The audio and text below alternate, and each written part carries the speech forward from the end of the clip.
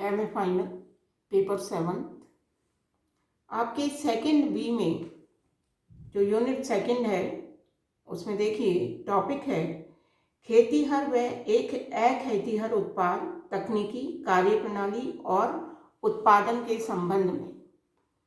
आज हम इसको डिस्कस करेंगे कि 18वीं सदी के दौरान आर्थिक जीवन में जो विकास की प्रगति आपको दृष्टिगोचर होती है वो मुगलों की तुलना में कितनी आगे थी और क्या क्या हमारे कृषि के एग्रीकल्चर का क्या क्या प्रोडक्शन होता था, कौन कौन सी चीज़ें हम उत्पादित करते थे, किस रूप में हम उत्पादित करते थे और अखेतीहर जो गैर कृषि उत्पाद थे वो हमारे क्या क्या थे, तो इनके बारे में हम पढ़ेंगे।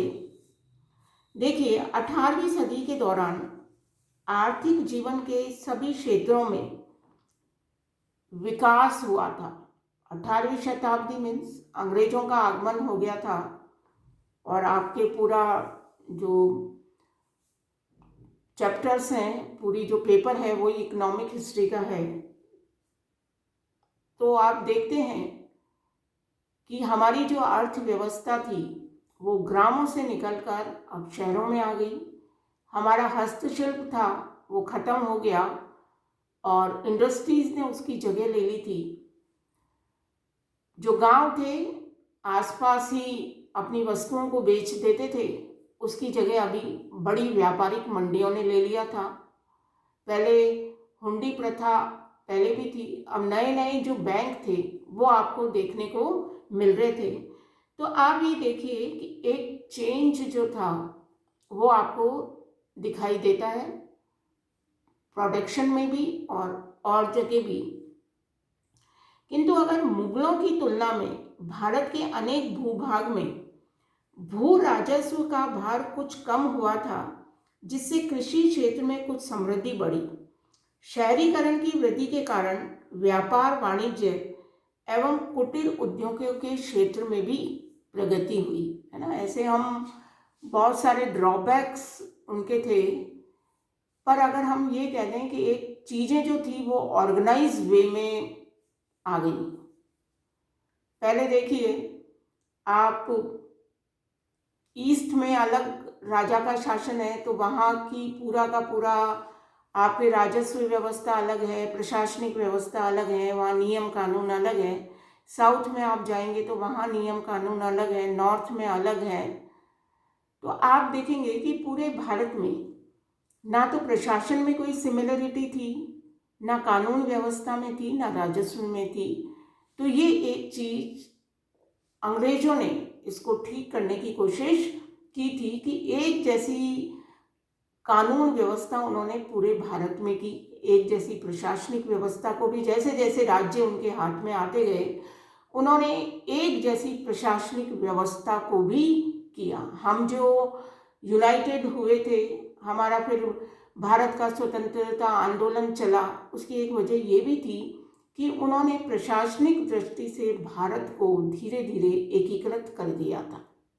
हम तो एक बाद में हुए थे, पर ये उनका एक प्रयास था। हालांकि ये जो उन्होंने किया था वो उनको अपनी प्रशासनिक सुविधा के लिए किया था ताकि वो शासन अच्छी तरह से चला सके, किंतु इसका इनडायरेक्ट फ़ायदा हमें मिला और हम लोगों ने एकजुट होकर अपना स्वतंत्रता संग्राम लड़ा। तो देखिए 18वीं शताब्दी के पूर्वार्ध में हुई आर्थिक प्रगति भी अंधकार के युग की मान्यता को तोड़ती है ना। थोड़ी प्रगति आपको देखने को मिलती है। क्षेत्रीय अर्थव्यवस्थाओं का विकास इस बात का सूचक है कि देश आर्थिक प्रगति कर रहा है, आगे बढ़ रहा है। इस सदी के उत्तरार्ध में, है ना, हम 18th सेंचुरी को पढ़ रहे हैं, तो इस सदी के उत्तरार्ध में मुगल काल की पिछड़ी विज्ञान एवं तकनीकी कारणों से हमें जो विरासत प्राप्त हुई थी, अंग्रेजों मुगलों ने किसी भी प्रकार की कोई उन्नति नहीं करी, पुराना जो साधन था वही चलता आ रहा था। तो आप साइमल्टेनियसली देखेंगे तो जब हमारे यहाँ वो ये सभी चीज़ें चली आ रही थी, उस समय ब्रिटेन के अंतर्गत औद्योगिक क्रांति अपनी विकसित अवस्था में थी। भारत की आर्थिक स्थिति विश्व के किसी भी देश की तुलना में कमजोर नहीं थी, है ना। आप हमारे यहाँ वो डेवलपमेंट नहीं हुआ है भाई। 56, 57, 64 तक ये लोग प्लासी बक्सर को लड़ रहे थे, और उसके बाद क्योंकि 18वीं शताब्दी का उत्तरार्ध ही आ गया था, तब इन्होंने पूरे भारत को अपने हाथ में ले लिया, धीरे धीरे ले लिया।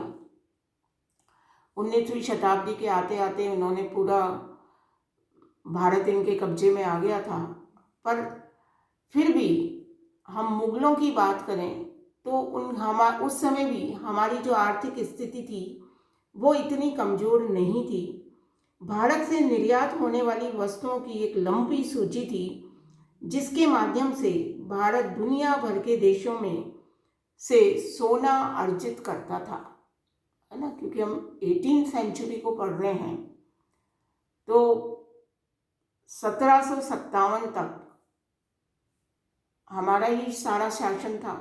बंगाल प्रॉस्पर था, उत्तर भारत भी यमुना गंगा का दोआब, सोन नदी के संगम, ये सब प्रॉस्पेरिटी, एग्रीकल्चर बहुत प्रॉस्पर था। मुगलों का काल था, तो एक जो रेवेन्यू सिस्टम था, भू राजस्व व्यवस्थाएं थी, वो भी पूरी सेटल थी।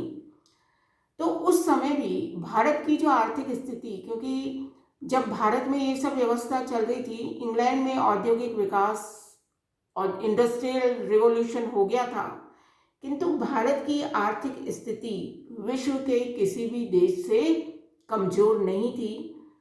बहुत सारी चीज़ें हम निर्यात करते थे, उसके बदले में भारत में को स्वर्ण प्राप्त होता था। भारत के जो कृषि उत्पाद थे, पहले हम कृषि उत्पाद की बात करेंगे। कृषि उत्पाद और गैर कृषि उत्पाद आपको पढ़ना है, तो पहले हम कृषि उत्पाद की बात करें तो भारत के विस्तृत भूभाग में भिन्न प्रकार के, क्योंकि भारत एक विस्तृत भूभाग है, भिन्न प्रकार की भौगोलिक स्थिति है ना। एक जगह गर्मी बहुत पड़ रही है, तो एक जगह बहुत बारिश हो रही है, तो दूसरी जगह बिल्कुल सूखा है। तो इसके पूरे इतिहास में अगर कृषि सर्वप्रमुख उत्पादक गतिविधि रही है, हमारे यहाँ पूरा जो देश है वो खेती पर ही निर्भर करता है। मुख्य रूप से जो हमारा व्यवसाय था वो एग्रीकल्चर ही था।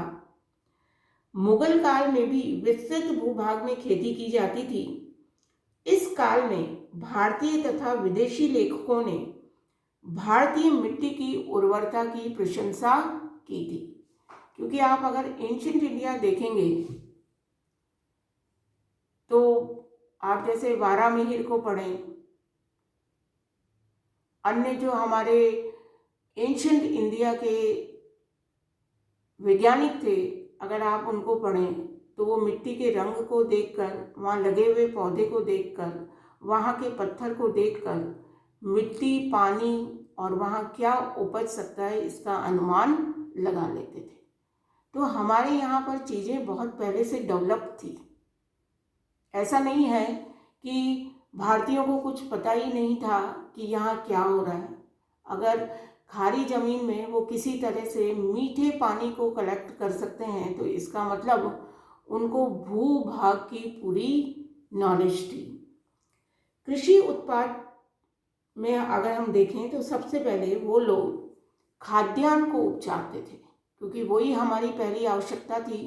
तो सबसे पहले उत्तर भारत की अधिकांश मौसमी जो फसलें थी वो प्रमुख रूप से 2 ऋतुओं में होती थी, एक खरीफ यानी शरद ऋतु में, और दूसरी रबी की ऋतु में, बसंत में उगाई जाती थी। प्रमुख खरीफ की फसलों में धान या चावल प्रमुख था, और रबी की फसल में गेहूं उगाए जाते थे, है ना। ये जो पर्व है लोहड़ी, बिहू, ये इन सब की कटाई के समय ही मनाया जाता है। दक्षिण भारत में अलग अलग मौसमों में अलग अलग फसलें उगाई जाती हैं। या सिंचित भूमि पर चावल की एक फसल जून जुलाई में और दूसरी दिसंबर जनवरी में उगाई जाती है।